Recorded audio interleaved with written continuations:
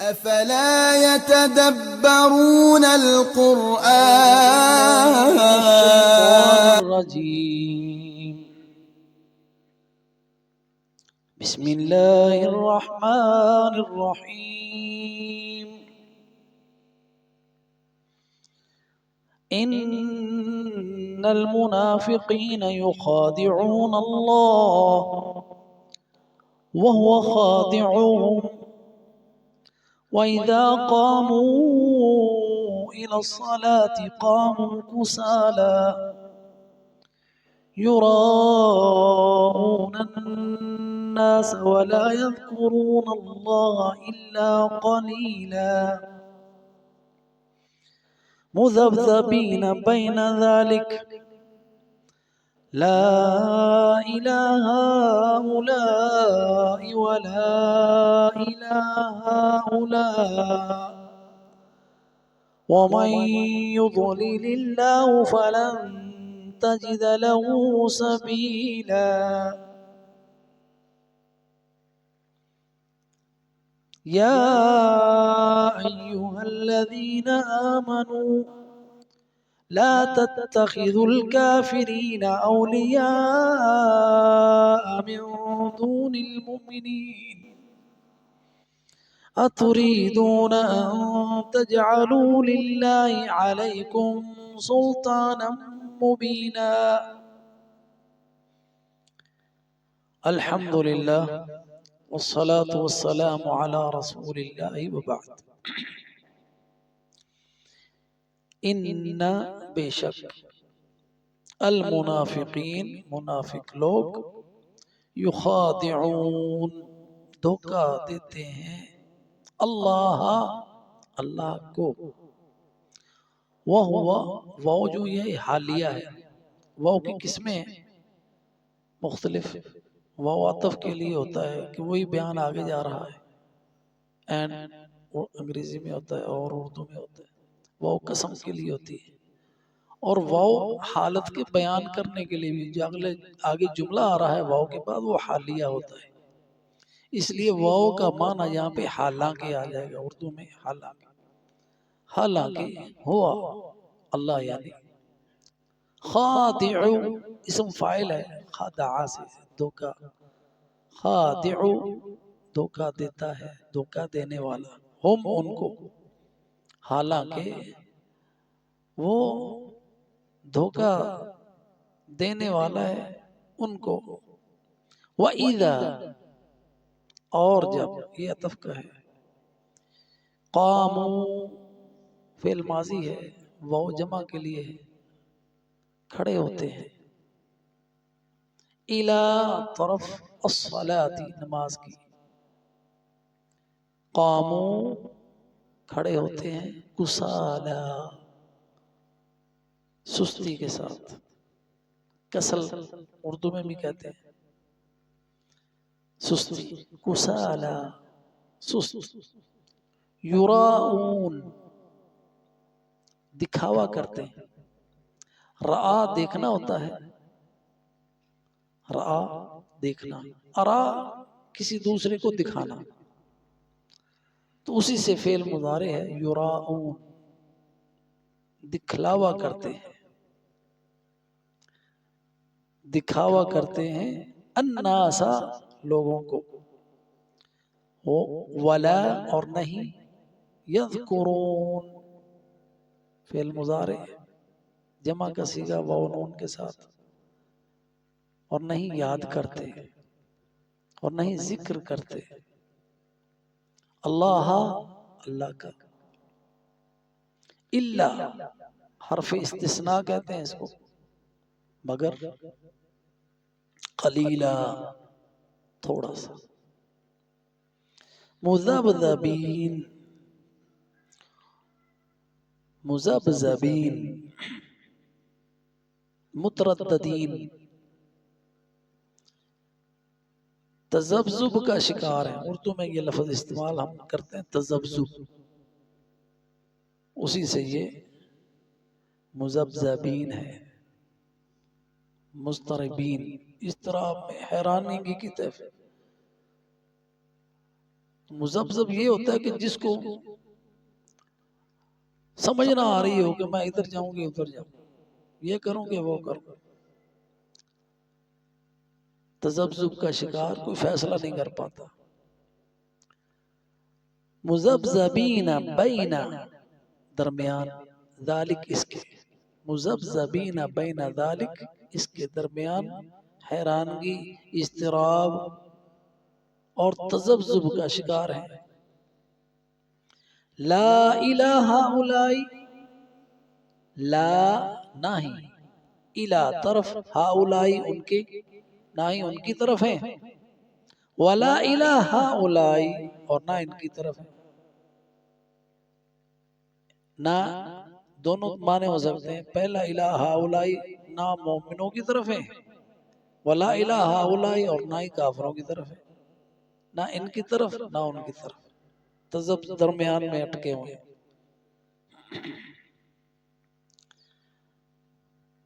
وَمَن يُضْلِلِ اللَّهُ وَمَن يُضْلِلِ اللَّهُ، واو اور من شرطیہ ہے، جسے اس موصول بھی ہے. یضلل فعل شرط ہے، جسے گمراہ کرے، ومن اور جسے، یضلل گمراہ کرے، اللہ اللہ تعالی، فلن جواب شرط ہے، پس نہیں، تجیدہ پائے گا، لہو اس کے لیے، تاجیدہ، تاجیدہ میں فعل آپ ہے، اے نبی صلی اللہ علیہ وسلم مخاطب، فلن تجیدہ پس نہیں پائیں گے آپ، لہو اس شخص کے لیے، سبیلا کوئی راستہ. یا ایھا الذین آمنوا، ندا ہے ایمان والوں کے لیے، اے ایمان والوں، لا تتخذوا نہ بناؤ، الکافرین کافروں کو، اولیاء دوست، من دون المؤمنین مومنوں کو چھوڑ کر، مومنوں کے علاوہ.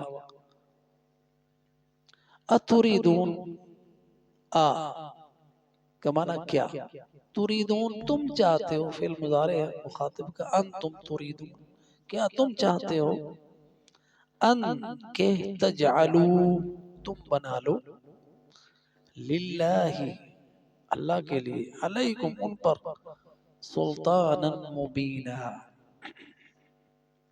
واضح، سلطانا مبینا واضح حجت. اب ان آیات کی ہم تفسیر دیکھتے ہیں. وباللہ تعالی التوفیق. ان المنافقین یخادعون اللہ، بے شک منافق لوگ دھوکے باز ہیں، دھوکہ دینے والے ہیں اللہ کو. اور یہ اس سے بڑی حماقت کوئی ہو سکتی ہے؟ کوئی اللہ کو دھوکہ دے سکتا ہے؟ اپنے ذات میں بڑے چالاک ہیں. چالاکی کیا کر رہے ہیں؟ ظاہر کر رہے ہیں ایمان اور چھپائے ہوئے ہیں کفر. اور اللہ سے ایسا کر سکتے ہیں؟ اس سے بڑا دھوکہ کہ اپنے آپ کو دھوکہ دے رہے ہیں. ان کو پتہ ہی نہیں اللہ تعالیٰ کی ذات کے بارے میں کہ وہ تو یعلم السر واخفا، اللہ تو چھپا ہوا بید اور ظاہر سب جانتا ہے. وہ تو تمہارے دلوں کو جانتا ہے. تمہارے دلوں میں جو بات ہے ابھی، جو تمہیں وسوسہ اور خیال آیا ہے اللہ کے علم میں، اس کو دھوکہ دے رہے ہیں.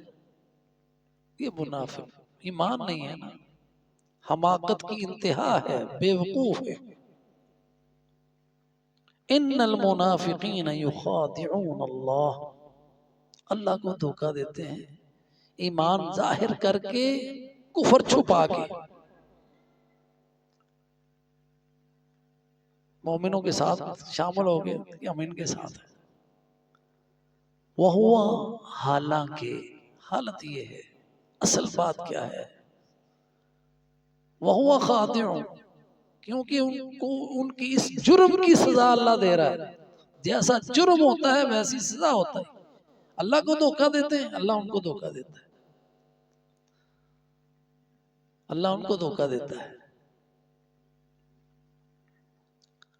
اللہ کا دھوکہ دینا کیا ہے؟ اپنے آپ کو سمجھ رہے ہیں کہ ہم بڑے کامیاب ہیں، فریب میں ہیں، دھوکے میں ہیں، ناکام ترین ہیں، چالاکی کر رہے ہیں سیاست اللہ تعالیٰ کے ساتھ کہ ہم مومن ہیں.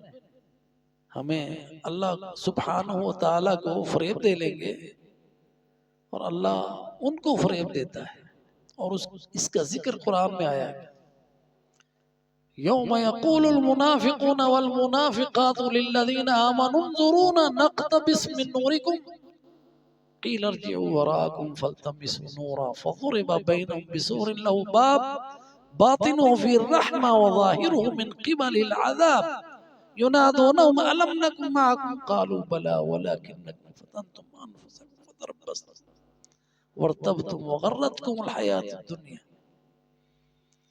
قیامت کا دن اللہ ان کے ساتھ دھوکہ کرے گا. جب بلائیں گے نا منافق، یوم یقول المنافقون، منافق مرد منافق عورتیں، والمنافقات، بلائیں گے ایمان والوں کو، انظرونا، ہمارا انتظار کر لو. کس لیے؟ نقتبس من نورکم، ہم تمہارے نور سے مستفید ہو جائیں. جو تمہارے پاس روشنی ہے ہم بھی ان میں 2 قدم اٹھا لیں. تم دوڑے دوڑے جا رہے ہو جنت کی طرف، ہم سے 1 قدم اٹھایا نہیں جا رہا. ہم گر رہے ہیں، ہمیں کچھ دکھائی نہیں دے رہا. تم روشنی میں تیزی سے جا رہے ہو، تھوڑے سے آہستہ چلو، ہم بھی تمہاری روشنی میں چند قدم تو چل لیں. نقتبس من نورکم، اقتباس ہوتا ہے کوئی چیز حاصل کرنا. نقتبس من نورکم قیل ارجعوا وراءکم، یہ دھوکہ ان کے ساتھ ہوا. اللہ کو دھوکہ دیتے تھے، اللہ ان کو دھوکہ دے رہا ہے.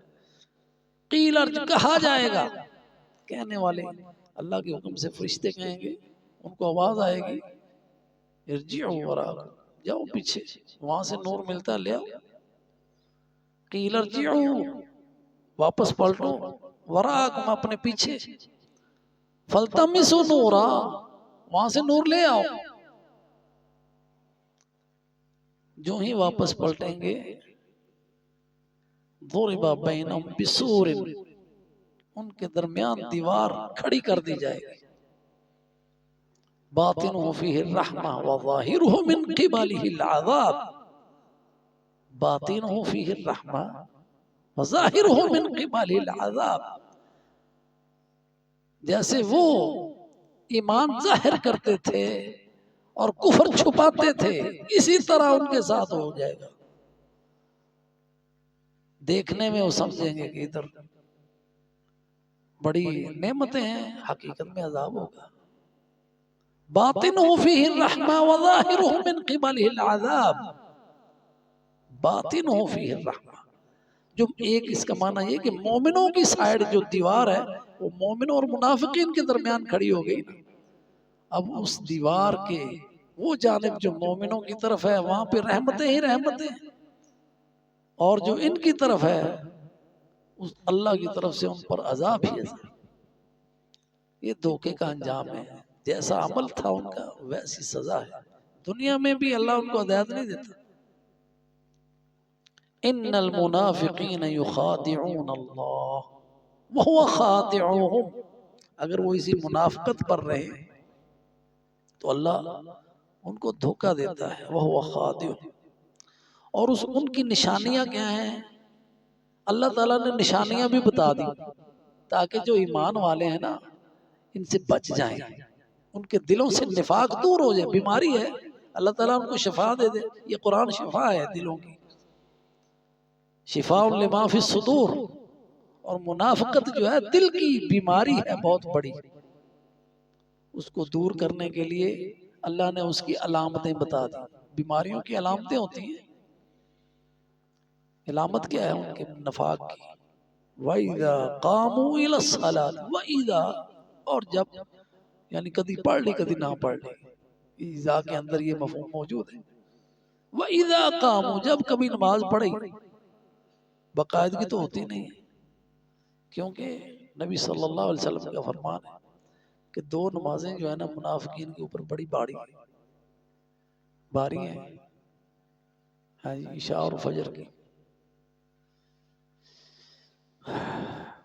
خیر، اذا قاموا، جب کھڑے ہوتے ہیں نماز، الی الصلاۃ، نماز کے لیے، قاموا کسالا، کیفیت ان کی کیا ہوتی ہے؟ یہ اللہ تعالیٰ دلوں کے حال جانتا ہے نا، یہ ان کے دل کی کیفیت بتا دی۔ ظاہر میں نماز میں کھڑے ہیں، صفوں میں کھڑے ہیں، مومنوں کے ساتھ ہیں، دلوں میں کیا ہے؟ سستی ہے،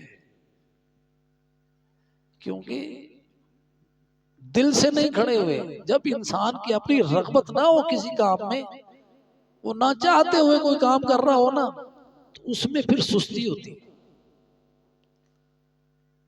سستی ہوتی ہے۔ اگر رغبت نہ ہو تو سستی ہوتی ہے، اگر رغبت ہو، دل سے کھڑا ہو، تو پھر اس کو نہ سستی ہوتی ہے نہ تھکاوٹ ہوتی ہے۔ اس لیے تو اللہ کے رسول کھڑے ہوتے تھے، پاؤں متورم ہو جاتے تھے۔ دوسروں، حضرت عائشہ کو خیال آتا تھا آپ کی زوجہ کو، اللہ کے رسول، اللہ تعالیٰ نے تو آپ کے سارے گناہ معاف کیے ہیں، افلا اکون عبدا شکورا، افلا اکون عبدا شکورا، میں شکر گزار بندہ نہ بنوں؟ یہ پھر انسان میں جب رغبت آتی ہے، اللہ کی محبت آتی ہے، وہ پھر سستیاں دور ہو جاتی ہیں، پھر بستر پکڑ کر نہیں رکھتے، چاہے جتنی مرضی سردی ہو، برف باری کیوں نہ ہو، اسی برف سے وضو کر کے مسجد میں آ جاتے۔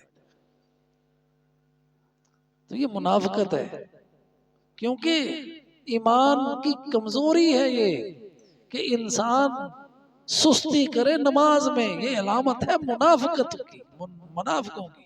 اس لیے اس سے بچو، اللہ سے دعا مانگا کرو، اللہم طہر قلوبنا من النفاق، اللہ ہمارے دلوں کو نفاق سے پاک کر دے، ایمان ایسا دے کہ قوت آ جاتی ہے ایمان کی، پھر اس طرح کی سستیاں نہیں رہتی، نیکی کے کام میں پھر انسان آگے بڑھتا ہے، جس کا اللہ نے حکم دیا ہے فاستبقوا الخیرات، نیکی کے کاموں میں آگے بڑھو۔ تو ان کا کیا حال ہے؟ ہمارا بھی تو یہی حال ہے۔ اللہ سے معافی مانگے، اللہ ہماری یہ حالت دور کر دیں، ہمارے دلوں سے نفاق دور کر کے ہمیں نمازوں میں حاضر ہونے کی توفیق دے۔ وَإِذَا قَامُوا إِلَى الصَّلَاةِ قَامُوا كُسَالَىٰ، جب نماز کے لیے آتے ہیں تو سستی کے ساتھ کھڑے ہوتے ہیں۔ اور ان کی صفت کیا ہے منافقوں کی؟ یراؤن الناس، اللہ کے لیے تو پڑھ ہی نہیں رہے، لوگوں کے لیے بے وقوف اور حماقت ہیں، اپنے آپ کو دھوکہ دے رہے ہیں۔ لوگوں کے پاس ہے کیا تمہارے دینے کے لیے کہ لوگ سمجھے بڑا ایماندار ہے، بڑا نمازی پرہیزگار ہے، تمہارے پر یقین کر لیں؟ اس کا تمہیں کیا فائدہ ہوگا؟ اللہ کے لیے پڑھو۔ احمقو یراؤن الناس، دکھلاوا کرتے ہیں، لوگوں کو دکھاتے ہیں۔ کوئی نیکی کر لی، بڑے بڑے بورڈ لگا دیے، بینر لگا دیے، تشہیر کر دی، ہم حج پہ جا رہے ہیں، سیلفیاں بنا بنا کے لوڈ کر دی۔ کوئی بھی ان کا عمل، یہ تو نماز ایک مثال کے طور پر دیا نا، یراؤن الناس، مطلق کہا، دکھلاوے کے سارے کام، جو بھی نیکی کا کام ہے، خیرات کا کام ہے، دکھلاوے کا۔ یراؤن الناس، دکھلاوا کرتے ہیں، لوگوں کو دکھاتے ہیں۔ اور تیسری بات ان کی خصلت بیان کی، وَلَا يَذْكُرُونَ اللَّهَ، اللہ کا ذکر کرتے ہی نہیں، اللہ کا ذکر نہیں ہے، اللہ کی یاد نہیں ہے۔ نماز میں بھی کھڑے تو اللہ کی یاد ہے ہی نہیں، خیالات کہیں اور بھاگ رہے ہیں، زبان پہ الحمد شریفات پڑھ رہے ہیں، پتہ ہی نہیں کیا کہہ رہے ہیں، سجدے میں سبحان ربی الاعلیٰ، پتہ ہی نہیں کیا کہہ رہے ہیں۔ اللہ کا ذکر تب ہوتا ہے جب دل حاضر ہو، جب حضوری قلب ہو، جب نماز میں حضوری ہو کہ کس کے سامنے کھڑے ہیں، اللہ اکبر، کس کی کبریائی کا بیان کیا ہے، کس کی تسبیح کر رہا ہوں، سبحان ربی الاعلیٰ، میرا رب بڑا بلند ہے، میں بڑا نیچے ہوں. سبحان ربی الاعلی، پاک ہے وہ ذات. تو اس طرح کے خیال، ذکر اللہ کا، اللہ کی کبریائی کا، اللہ کی بڑائی کا دل میں آتا ہی نہیں، الا قلیلا، مگر کبھی تھوڑا سا آ گیا. اگر ایسی کیفیت ہے تو اللہ سے پناہ مانگنی چاہیے. نفاق کی علامتیں ہیں یہ. اور نبی صلی اللہ علیہ وسلم نے ایک حدیث میں علامتیں بتائی ہیں. آیات المنافقی ثلاث ہے، ایک میں اربع ہے. اذا حدث کذب، جب بات کرتا ہے جھوٹ، لوگوں کو دھوکہ جو دینا ہوتا ہے، اپنی ڈنگے مارتا ہے بڑی بڑی، بڑے بڑے چھوڑتا ہے کہ میں نے یہ کیا، کارنامے سناتا ہے جھوٹے لوگوں کی عزت بنانے کے لیے. اذا حدث کذب وَإِذَا احد خلف وَإِذَا وعد اخلف، جب وعدہ کر کیا کسی سے جھوٹ. ہمارے سارے لیڈر ایسے عوام سے جھوٹے وعدے کرتے ہیں، پھر خلاف ورزی ہیں، پھر کہتے ہیں یہ تو سیاست تھی. وَإِذَا اؤْتُمِنَ خَانَ، جب امانت ان کے سپرد کی جاتی ہے خیانت کرتے ہیں. اب یہاں پہ یہ ساری صفتیں جو ہے نا، ہم دوسروں میں دیکھتے ہیں کہ وہ لیڈر ہمارے خیانت کر گئے، انہوں نے اتنے کمیشن کھا لیا، انہوں نے یہ منصوبہ لگایا، اس میں اتنا ان کا کمیشن تھا، اس نے اتنے یہ سودا فلاں سے کیا، چائنا سے کیا، سی پیک کا ان میں اتنا ان کا کمیشن ہے. خیانت ہے نا. لیکن مسئلہ یہ ہے، کبھی ہم نے اپنے آپ پر بھی غور کیا؟ جتنا بس ہمارا چلتا ہے ہم کہاں امانت داری کرتے ہیں. جو دودھ بیچنے والا ہو اس کی کوشش ہوتی ہے کہ پانی جتنا زیادہ ڈالوں اتنا زیادہ منافع ہے. پتہ نہیں یہ دھوکہ دے رہا ہے اپنے آپ کو، لوگوں کو نہیں دے رہا، اپنے آپ کو دے رہا ہے. اسی طرح کم تولنے والا، کم ناپنے والا، ہر میدان میں، کسی دفتر میں کام کرنے والا اوور ٹائم لگایا نہیں ہے اور بھر رہا ہے فارم تاکہ ٹی اے ڈی اے مل جائے. سفر پہ گیا نہیں، یا گیا کسی عام سی گاڑی پہ جہاز کا کرایہ ڈال دیا. خیانتیں ہیں یہ، اور قومیں اسی خیانت سے تباہ ہوتی ہیں اور امانت داری سے مضبوط ہوتی ہیں.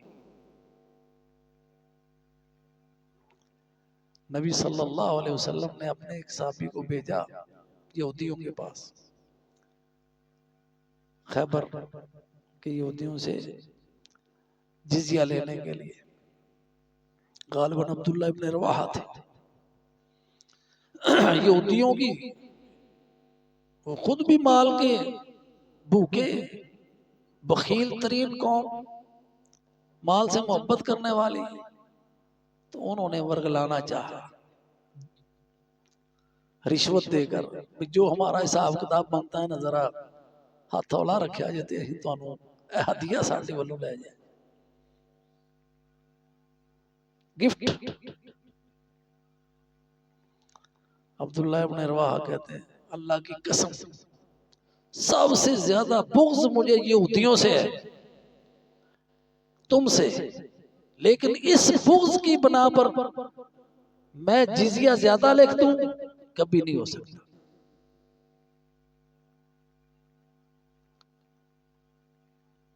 تو یہ بغض جو ہے، نہ مال و دولت دے کر کم لکھ دوں سوال ہی پیدا نہیں ہوتا.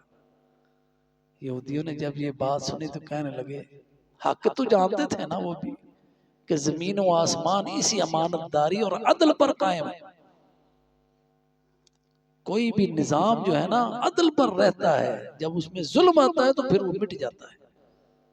چاہے جتنے مرضی آپ دفاعی سسٹم بنا لیں، جب تک امانت نہیں ہے نا دفاع آپ کا کمزور ہے. پھر غدار بھی مل جائیں گے دشمنوں کو، تمہارے اندر سے تمہارے بڑے بڑے غدار مل جائیں گے، تمہارے جرنیل مل جائیں گے جو ان کے سامنے بک جائیں گے، جو ان کی کھیل کھیلیں گے.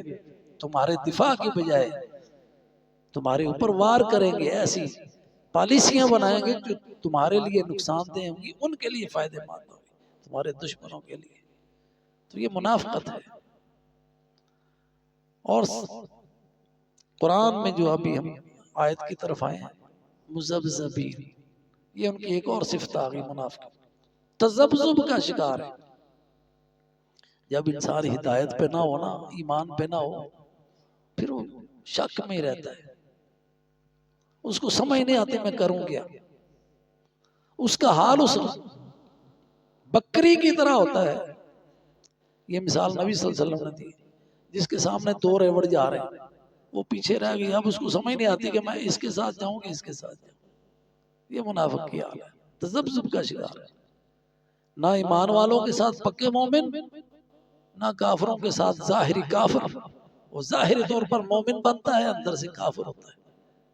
ظاہری طور پر ان کے ساتھ ہے، مومنوں کے ساتھ، اور اندرونی طور پر کافروں کے ساتھ ہے، اور حقیقت میں لا الہ ہؤلاء ولا الہ ہؤلاء، نہ ان کے ساتھ ہے نہ ان کے ساتھ ہے۔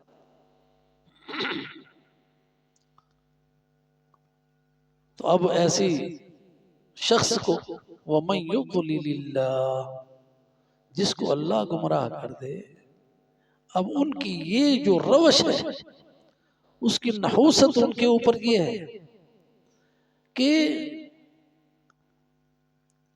اللہ سبحانہ و تعالی اس سے توفیق ہی چھین لیتا ہے، ہدایت کی۔ منافقوں کو اللہ ہدایت نہیں دیتا۔